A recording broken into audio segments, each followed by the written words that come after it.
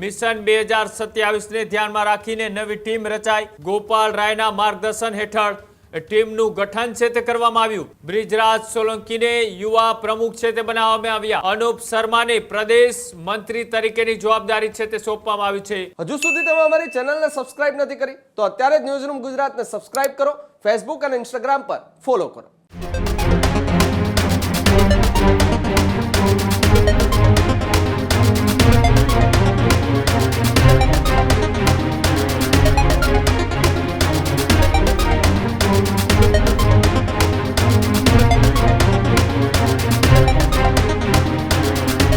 સમાચારોમાં આગળ વાત કરીએ બીજા મહત્વપૂર્ણ સમાચારની તો સ્થાનિક સ્વરાજની ચૂંટણી બાદ હવે આમ આદમી પાર્ટી મોટા ફેરફાર અને બદલાવની રણનીતિ છે તે કરવા જઈ રહી છે। સ્થાનિક સ્વરાજની ચૂંટણીના પરિણામો આવ્યા બાદ હવે નવા સંગઠનનું માળખું જાહેર। મિશન 2027 ને ધ્યાનમાં રાખીને નવી ટીમ રચાઈ। ગોપાલ ઇટાલિયાએ નવા સંગઠનની જાહેરાત કરી। ગોપાલ રાયના માર્ગદર્શન હેઠળ ટીમનું ગઠન છે તે કરવામાં આવ્યું। અનેક નવા ચહેરાઓને ઉપપ્રમુખ પદે નિમણૂક કરવામાં આવ્યા। અનુપ શર્માને પ્રદેશ મંત્રી તરીકેની જવાબદારી સોંપાઈ તો પાયલ સાકરિયા મહિલા મોરચાના પ્રમુખ બનાવવામાં આવ્યા। બ્રિજરાજ સોલંકીને યુવા પ્રમુખ છે તે બનાવવામાં આવ્યા। સ્થાનિક સ્વરાજની ચૂંટણી પૂરી થયા બાદ જે પરિણામો સામે આવ્યા છે, એકલા હાથે આમ આદમી પાર્ટી એ ગુજરાતમાં ચૂંટણી લડી હતી અને ત્યારબાદ હવે 2027ના મિશનને ધ્યાનમાં રાખી અને અત્યારથી જ તેઓ એ સંગઠનના ફેરફાર સહિતની રણનીતિઓ નક્કી કરવામાં લાગી ગયા છે। ત્યારે ફરી એક વખત બ્રિજરાજ સોલંકીને યુવા પ્રમુખ છે તે બનાવવામાં આવ્યા તો મહિલા ચહેરો અને પૂર્વ કોર્પોરેટર અને પૂર્વ વિપક્ષી નેતા સુરતના એવા પાયલ સાકરિયાને મહિલા મોરચાના પ્રમુખ પદની જવાબદારી છે તે સોંપવામાં આવી। સાથે જ અનુપ શર્માને પ્રદેશ મંત્રી તરીકેની જવાબદારી છે તે સોંપવામાં આવી છે। ગોપાલ રાયના માર્ગદર્શન હેઠળ આ ટીમનું ગઠન છે તે કરવામાં આવ્યું। આમ આદમી પાર્ટી કે જે ફરી એક વખત 2027 વિધાનસભાની ચૂંટણીમાં એકલા હાથે ચૂંટણી લડવાની તૈયારીઓ કરતી હોય તેવું સ્પષ્ટ લાગી રહ્યું છે। જે રીતના 2022માં તેઓએ ચૂંટણી લડી અને ત્યાં તેમને 5 જેટલા ધારાસભ્યો મળ્યા હતા અને ત્યારબાદ ફરી એકવાર સ્થાનિક સ્વરાજની ચૂંટણી આવી। સ્થાનિક સ્વરાજની ચૂંટણીમાં જ્યાંથી આમ આદમી પાર્ટીનો ઉદય થયો હતો એ સુરતમાં કે જ્યાં તેઓને 27 બેઠક મળી હતી, પણ ફરી વખત એવી આશા હતી કે આમ આદમી પાર્ટી અહીંયા 40 થી 45 બેઠકો લાવશે, પણ આમ આદમી પાર્ટીએ માત્ર ત્યાં 4 બેઠક ઉપર સમેટાઈ ગઈ। એટલે કે માત્ર 4 કોર્પોરેટરોએ આમ આદમી પાર્ટીના ચૂંટાયા અને જે દિગ્ગજો મેદાને ઉતર્યા હતા એ તમામની કારમી હાર થઈ અને પાયલ સાકરિયા કે જેઓને હવે મહિલા મોરચાના પ્રમુખ બનાવવામાં આવ્યા છે।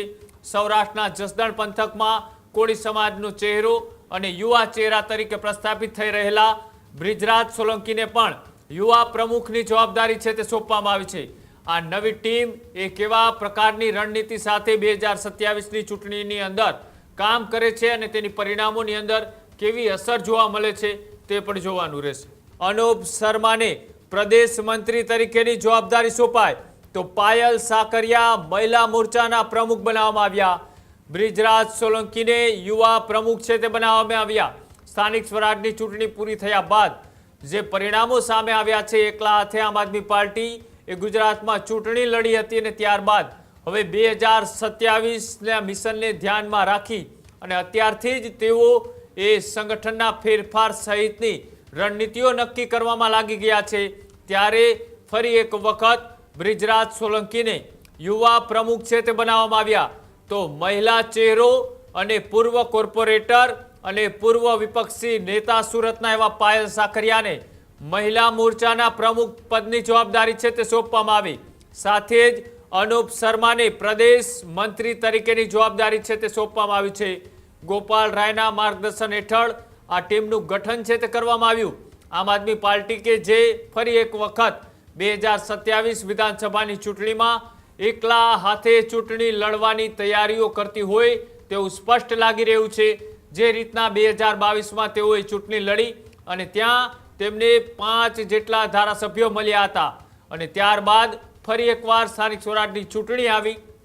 સ્થાનિક સ્વરાજની ચૂંટણીમાં જ્યાંથી આમ આદમી પાર્ટીનો ઉદય થયો હતો એ સુરતમાં કે જ્યાં તેઓને 27 બેઠક મળી હતી, પણ ફરી વખત એવી આશા હતી કે આમ આદમી પાર્ટી અહીંયા 40 થી 45 બેઠકો લાવશે, પણ આમ આદમી પાર્ટીએ માત્ર ત્યાં 4 બેઠક ઉપર સમેટાઈ ગઈ, એટલે કે માત્ર 4 કોર્પોરેટરોએ આમ આદમી પાર્ટીના ચૂંટાયા અને જે દિગ્ગજો મેદાને ઉતર્યા હતા એ તમામની કારમી હાર થઈ અને પાયલ સાકરિયા કે જેઓને હવે મહિલા મોરચાના પ્રમુખ બનાવવામાં આવ્યા છે, સૌરાષ્ટ્રના જસદણ પંથકમાં કોળી સમાજનો ચહેરો અને યુવા ચહેરા તરીકે પ્રસ્થાપિત થઈ રહેલા બ્રિજરાજ સોલંકીને પણ યુવા પ્રમુખની જવાબદારી છે તે સોંપવામાં આવી છે.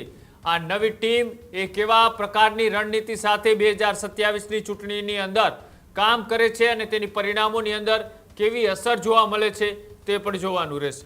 હજુ સુધી તમે અમારી ચેનલને સબસ્ક્રાઇબ નથી કરી તો અત્યારે જ ન્યૂઝરૂમ ગુજરાતને સબસ્ક્રાઇબ કરો, ફેસબુક અને ઇન્સ્ટાગ્રામ પર ફોલો કરો.